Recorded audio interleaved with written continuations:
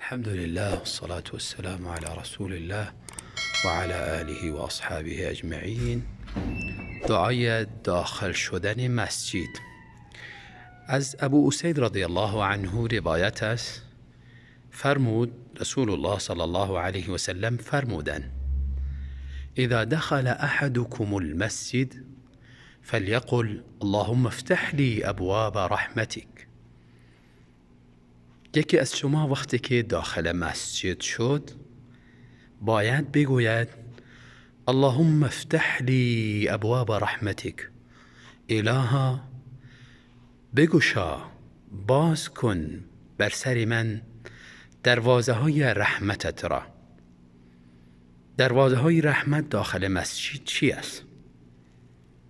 عبادت خدا، خشوع و خضوع و انکسار و عاجزی و اطمینان در نماز و نماز را مطابق سنت رسول الله صلی الله علیه و سلم ادا کردن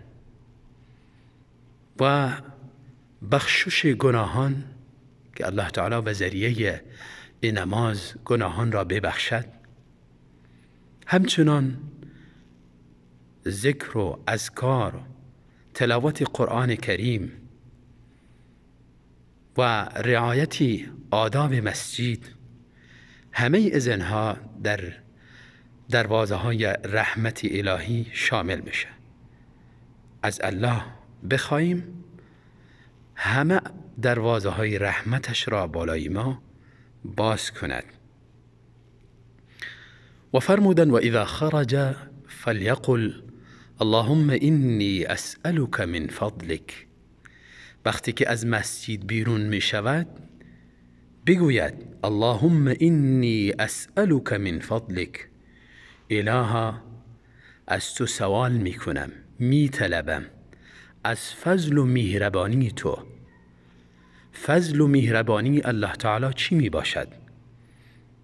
فضل و مهربانی الله دین اسلام است، طاعات و بندگی است، قرآن کریم است، رزق حلال است، زندگی با اطمینان و پرسکون است.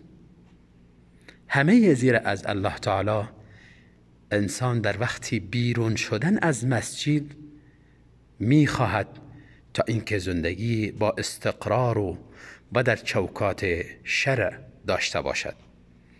البته هنگام داخل شدن مسجد پای راست خود داخل مسجد میکنه و هنگام بیرون شدن پای چپ خود بیرون میکند.